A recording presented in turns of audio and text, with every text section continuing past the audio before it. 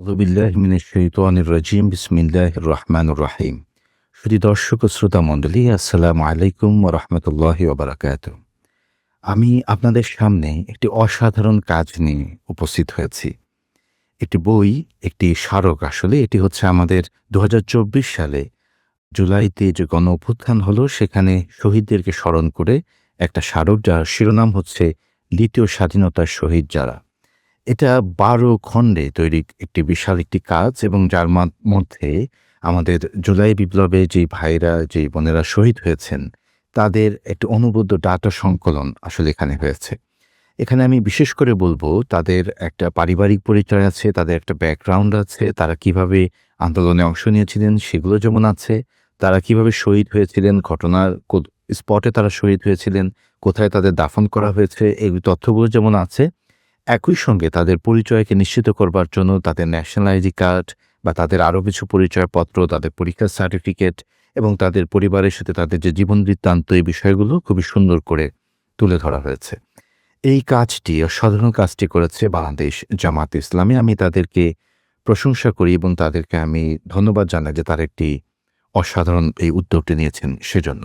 এই কাজটি জুলাই পরবর্তী যে অন্তর্বর্তী সরকার ছিল তাদের করবার কথা ছিল, বা তাদের করা উচিত ছিল, কারণ তাদের হাতে সব ধরনের রাষ্ট্রীয় মেকানিজম ছিল। সেই জায়গায় জামায়াত ইসলামের মতো একটি দলের পক্ষে এরকম কাজ করা নিশ্চয়ই খুব ঝুঁকির কাজ ছিল এবং ঝুঁকিপূর্ণও ছিল। আমি তাদেরকে ধন্যবাদ জানাই, এবং সেই সঙ্গে যারা ফিল্ড লেভেলে এই কাজগুলো তথ্য সংগ্রহ করেছেন এবং যারা প্রত্যেকটি শহীদ পরিবারের সাথে কথা বলে এই বিষয়গুলোকে তুলে আনার চেষ্টা করেছেন, আমি তাদের সবার প্রতি কৃতজ্ঞতা জানাচ্ছি। এই বইটির ২ থেকে ৩টি বৈশিষ্ট্য আমি আপনাদের সামনে তুলে ধরতে চাই। প্রথম হলো, এই বইটি আসলে একটা দলিল। এই বইটি একটা রেফারেন্স। আপনি জুলাই বিপ্লবের যাবতীয় কুরবানি যে ইতিহাস, সেটাকে সংরক্ষণ করবার ক্ষেত্রে এই দ্বিতীয় স্বাধীনতার শহীদ যারা, এই কাজ, এই স্মারকটি আমি বলব যে সবচেয়ে বড় রেফারেন্স হিসেবে থাকতে পারে। ২ নম্বর হচ্ছে, ভবিষ্যতে যদি কেউ জুলাই অভ্যুত্থানে কি হয়েছিল বা কতটুকু কি হয়েছিল, বা যারা শহীদ হয়েছেন বলে দাবি করছে, তাদের এগুলোর আসলে কতটুকু সত্যতা আছে, যদি সেই প্রশ্নটা তুলেন, তাহলে আমি বলব যে এই স্মারকটা সেটার একটা রেফারেন্স হিসেবে থাকবে, যেটা তাদের এই কুরবানিগুলোকে বৈধতা দিবে, ভ্যালিড করবে ইনশাআল্লাহ।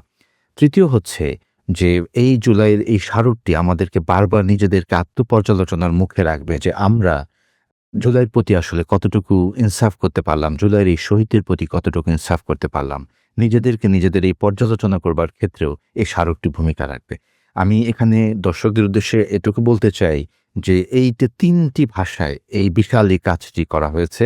আমার হাতে আপনারা যেটা দেখছেন, এটা বাংলা ভাষায় এটা স্মারক, যেটা ১২ খণ্ড হয়েছে। একইভাবে আমি দেখতে পাচ্ছি এই কাজটি তারা ইংলিশেও করেছে এবং আরবি ভাষাতেও এই কাজটি তারা করেছে। সুতরাং ৩টি ভাষায় ১২ ভলিউমের এই স্মারকটি, আমি বলব যে এটা অনবদ্য। এটাকে আসলে শব্দেই এটার প্রশংসা করা খুব কঠিন। আমি আশা করব যে এই বইটি বাংলাদেশের প্রতিটি জুলাইয়ের প্রতি যারা সংবেদনশীল, জুলাইকে যারা ভালোবাসেন, তাদের সংগ্রহশালায়, বিশেষ করে অফিসে, লাইব্রেরিগুলোতে এই বইটি থাকবে। এবং একই সঙ্গে আমি জানতে পেরেছি যে জুলাইতে যারা আহত হয়েছেন তাদের তথ্যগুলো তারা সংগ্রহ করার কাজ করছেন। আমি তাদের আগামী দিনের এই কাজগুলোর উত্তরোত্তর সাফল্য কামনা করছি। এই কাজটি বইয়ের পাশাপাশি আপনার ওয়েবসাইটেও সবগুলো তথ্য উপস্থাপন করা হয়েছে। ওয়েবসাইটের নাম হচ্ছে www.julaishohid.com, JULYSHOHID.com।